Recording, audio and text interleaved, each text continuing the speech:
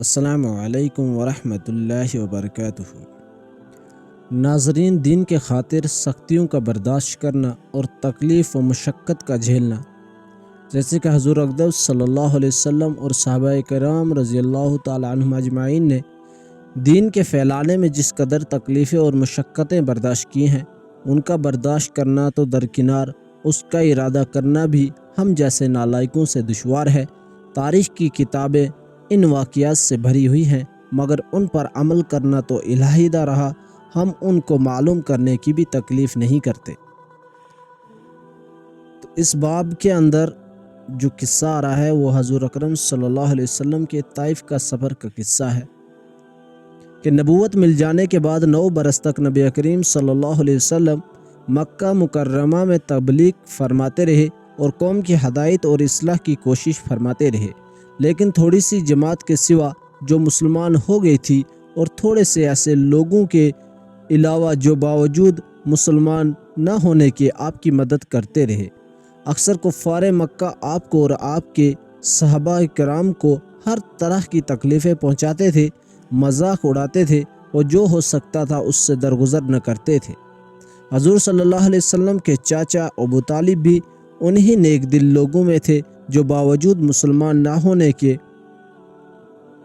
حضور صلی اللہ علیہ وسلم کی ہر قسم کی مدد فرماتے رہے۔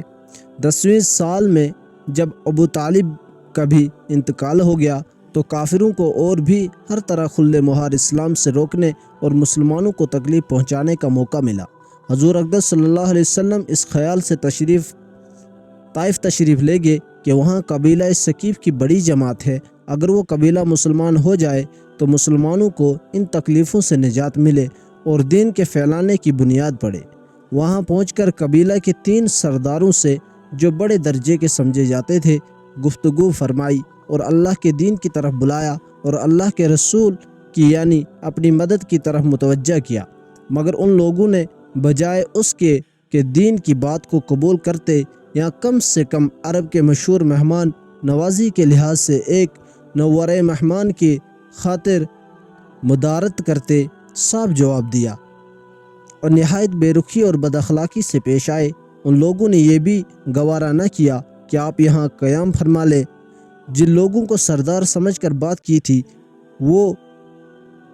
شریف ہوں گے اور مہذب گفتگو کریں گے۔ ان میں سے ایک شخص بولا، اوہو، آپ ہی کو اللہ نے نبی بنا کر بھیجا ہے۔ دوسرا بولا، اللہ کو تمہارے سوا کوئی اور ملتا ہی نہیں تھا جس کو رسول بنا کر بھیجتے۔ تیسرے نے کہا، میں تجھ سے بات کرنا نہیں چاہتا، اس لیے کہ اگر تو واقع نبی ہے جیسا کہ دعویٰ ہے تو تیری بات سے انکار کر دینا مصیبت سے خالی نہیں، اور اگر جھوٹ ہے تو میں ایسے شخص سے بات کرنا نہیں چاہتا۔ اس کے بعد ان لوگوں سے نا امید ہو کر حضور اکرم صلی اللہ علیہ وسلم اور لوگوں سے بات کرنے کا ارادہ فرمایا کہ آپ تو ہمت و استقلال کے پہاڑ تھے، مگر کسی نے بھی قبول نہیں کیا، بلکہ بجائے قبول کرنے کے حضور صلی اللہ علیہ وسلم سے کہا کہ ہمارے شہر سے فوراً نکل جاؤ اور جہاں تمہاری چاہت کے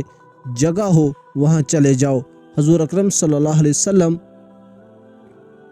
جب ان سے بالکل مایوس ہو کر واپس ہونے لگے تو ان لوگوں نے شہر کے لڑکوں کو پیچھے لگا دیا کہ آپ کا مذاق اڑائیں، تالیاں پیٹے، پتھر مارے، حتیٰ کہ آپ صلی اللہ علیہ وسلم کے دونوں جوتے خون کے جاری ہونے سے رنگین ہو گئے۔ حضور اقدس صلی اللہ علیہ وسلم اسی حالت میں واپس ہوئے۔ جب راستے میں ایک جگہ ان شریروں سے اطمینان ہوا تو حضور صلی اللہ علیہ وسلم نے یہ دعا کی۔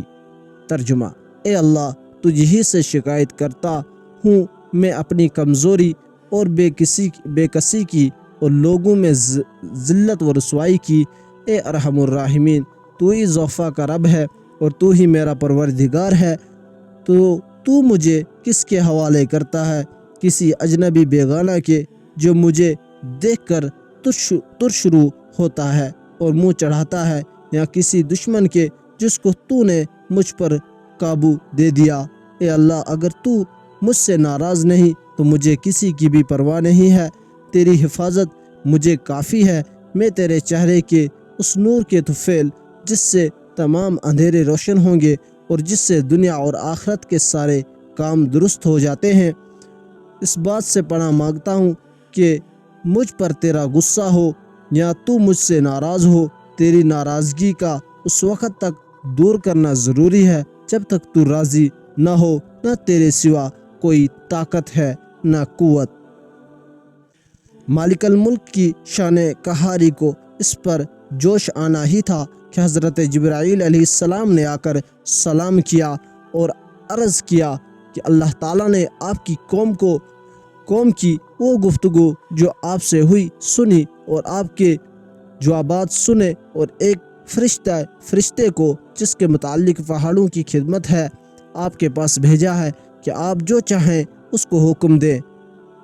اس کے بعد اس فرشتے نے سلام کیا، عرض کیا جو ارشاد ہو میں اس کی تعمیل کروں، اگر ارشاد ہو تو دونوں جانب کے پہاڑوں کو ملا دوں جس سے یہ سب درمیان میں کچل جائیں، یا اور جو سزا آپ تجویز فرمائیں۔ حضور صلی اللہ علیہ وسلم کی رحیم و کریم ذات نے جواب دیا، میں اللہ سے اس کی امید رکھتا ہوں کہ اگر یہ مسلمان نہیں ہوئے تو ان کی اولاد میں سے ایسے لوگ پیدا ہوں جو اللہ کی پرستش کریں اور اس کی عبادت کریں۔ تو ناظرین، یہ تھے آپ صلی اللہ علیہ وسلم کے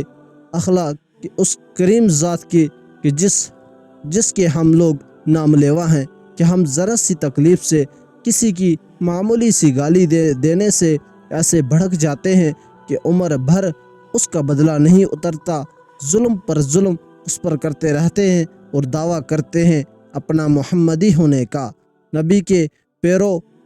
بننے کا۔ نبی کریم صلی اللہ علیہ وسلم اتنی سخت تکلیف اور مشقت اٹھانے کے باوجود نہ بد دعا فرماتے نہ کوئی بدلہ لے لیتے ہیں۔